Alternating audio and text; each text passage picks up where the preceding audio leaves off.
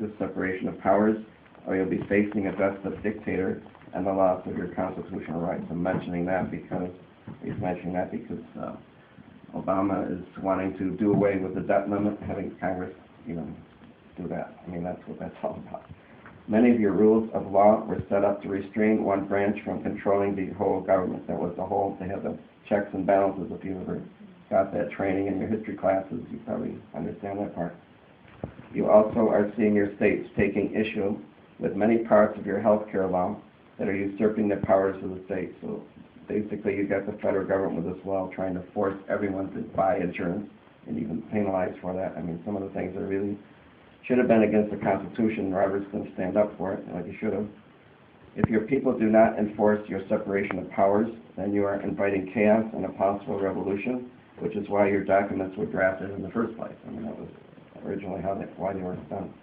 Pray for your country, because once the one world people gain control, you will lose your rights, all our Bill of Rights, as you'll be forced into the North American Union. And under the North American Union, no longer would you have freedom of trial by jury and all the rest of the freedoms that you got guaranteed right now. So that's why you don't want the North American Union. At that point, you will need to leave for the protection of our refugees once they try to force people, and eventually in that process of trying to force the North American Union, when I talk about the one world people, I'm talking about the Masons, the Rothschilds, Rockefellers, Trilateral Commission, Bilderbergers, all those kinds of organizations that control the government. That's what they're trying to do. And once they start taking over, their goal is to kill all the patriots and Christians, and that's why we'll have to look for places like this for protection. So that's that one. And he talked on November 1st about All Saints. He said the beautiful thing of what we're talking about here as we're all striving in confession to be pure and holy with God. Our goal, of course, is to be in heaven. And so all the saints that are in heaven, all the souls that have either suffered the purgatory here on earth or in purgatory and now are in heaven, these are the saints we also are, when we have All Saints Day, we're also, looking at them as models to follow. I could see a magnificent cross with the glory of God all around it, and the feeling of heaven was overwhelming as I saw the saints and the angels around the throne of God.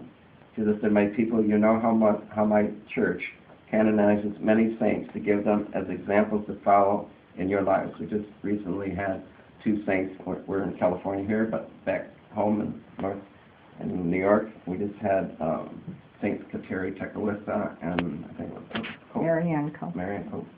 And those two were, North American martyrs type. And so they were just recently, canonized, but that's a personal thing here.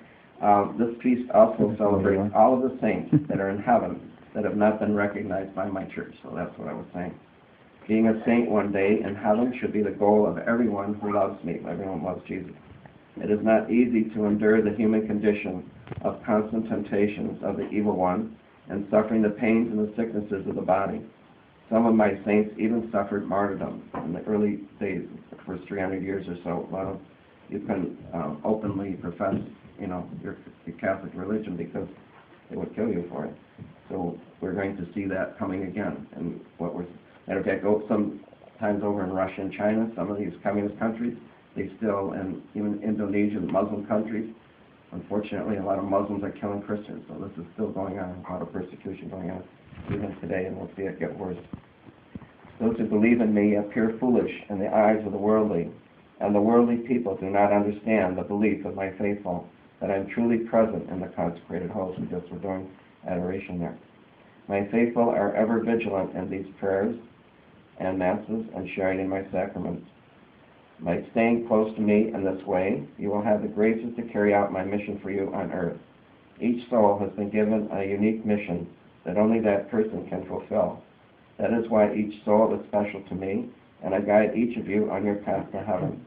There are some souls who choose to follow their own will, and they may not accomplish their mission. It's because they aren't following what the Lord wants them to do. Pray for all sinners who have not been judged yet, so they can be saved from hell. So I believe, even if we continually pray and be persistent in our prayers, our Lord can even save some souls that are not going to church daily anyway, or at least once a week. So her father got saved like that. It was a deathbed conversion. But at the very end of their life, no matter what, there is a final point. Even